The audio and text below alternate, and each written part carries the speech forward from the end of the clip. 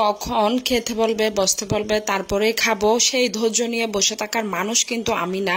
খিদে লাগছে বসে যাব, খেয়ে ফেলবো, পেট শান্তি তো দুনিয়া শান্তি, এটাই হচ্ছে আমার নীতি। কেমন আছেন, কি অবস্থা সবার, আমার কলিজার আপুরা ভাইয়ারা, আমার সকল শুভাকাঙ্ক্ষীরা, সবাইকে আমার একটাই অনুরোধ, আমার পেজে একটা লাইক ফলো করে যাবেন অবশ্যই, আর ভিডিওটা পুরো না টেনে দেখার চেষ্টা করবেন। কারো মা হওয়া যে কত বড় একটা দায়িত্ব বা কত বড় একটা কঠিন দায়িত্ব সেটা আসলে মা না হলে বুঝতাম না। ছেলের পছন্দ অপছন্দ সবকিছু মিলাই আসলে তারপরে রান্নায় যেতে হয়। যাই হোক, আজকে ছেলের পছন্দের সব রান্না বান্না, যদিও আমি আমার পছন্দের রান্নাগুলোও রেখেছি, ভর্তা ভাজি, আর ছেলের হচ্ছে মুরগি পাগল, মুরগি রান্না করা, আর আমার জন্য হচ্ছে শিম ভাজি আর হচ্ছে ঢেঁড়স ভর্তা, আর এদিকে হচ্ছে একটু মুরগির পাটা দিয়ে আলু এবং কাঁকরোল রান্না করেছি। বেশ কয়েকদিন একদম আমরা শুধু মাছে খেয়েছি, যেহেতু মা অসুস্থ, মা আমার বাসায়, তো মা মাছই পছন্দ করে, মুরগি মা খেতে পারে না। মুরগি বলে না, যে কোনো মাংসই মার জন্য একটু হয়ে যায়, ক্ষতি হয়ে যায়, সেই জন্য মার যেহেতু লিভারের সমস্যা এবং খাদ্যনালীর ইনফেকশন, আমার মতোই আমিও কিন্তু সেম রোগী বললেই চলে। তো সেই ক্ষেত্রে সবসময় চেষ্টা করি আর কি মাছটা একটু বেশি খাওয়ার জন্য।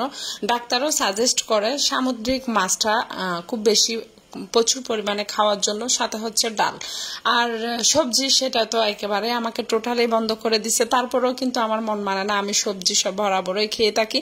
তো কালকের একটু করে কচুরলতিও ছিল। গরম একদম কি অবস্থা খারাপ।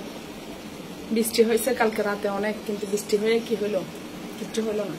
কিছু বাতাস আর কিছু হালকা পাতলা বৃষ্টি, যেগুলো মাটিও ভিজা নাই। যাই হোক শুক্রিয়া, তারপরেও কিছুটা হলো বৃষ্টি দিয়েছে, কিন্তু এখন আরো গরমটা বেড়ে গেছে। মুরগি রান্না চলতেছে। এক চুলায় হচ্ছে ব্রয়লার মুরগির হাড্ডি গুটি দিয়ে, করলার আলু দিয়ে একটু ঝোল দিয়ে রান্না করতেছি। আর এক চুলায় হচ্ছে যে শুধু কি সোনালী মুরগি আর কয়েকটা আলু দিয়ে রায়হানার জন্য একদম মাখা মাখা রান্না করব। রায়হানার জন্য বললে ভুল হবে, সোনালী মুরগি আমি পছন্দ করি, আর রায়হান তো সারা জীবন ব্রয়লার, ওই যে যেটা সাদা আর কি। আমি বেশিরভাগ সোনালিটা আমার জন্য আনি, আর ওইটা রায়হানের জন্য আনি। তো যাই হোক, কি অবস্থা, কেমন আছেন? আমার ব্লগগুলা আবারও সবাই সুন্দর করে করে দেখতে থাকুন।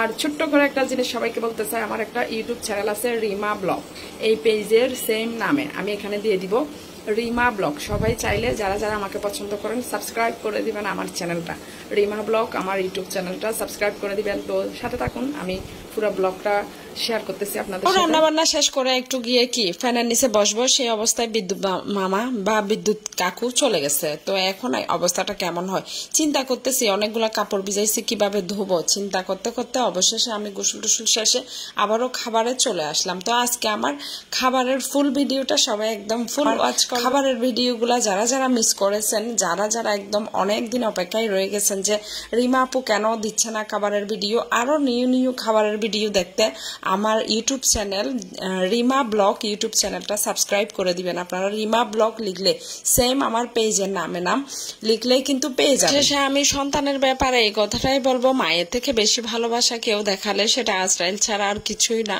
বা আর কেউই না।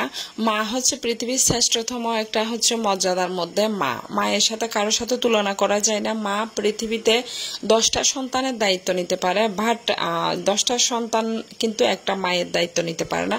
তো এটাই আমি বলতে চাচ্ছি যে আমার সন্তানকে আমি যে দায়িত্ব পালন করতেছি, যে তার জন্য আমি আমার সর্বোচ্চ দিয়ে আমি একদম তাকে পড়ালেখা থেকে শুরু করে তাকে তার টেক কেয়ার, তার যে ভালো মন্দ খাওয়া দাওয়া, সে যেটা চাই সেটা, মানে আমি 100 দিতে না পারলেও কিন্তু আমি যতটুকু পারি অন্তত মানুষ করার যে প্রচেষ্টায় আমি চালিয়ে যাচ্ছি। শেষে দেখা যাবে যে অনেক আত্মীয়তা, অনেক রক্তের সম্পর্কের মানুষ তাকে দেখতে পারা, যে আদিক কথা যেগুলা দেখায় সম্পূর্ণ আদিক কথা বলবো আমি।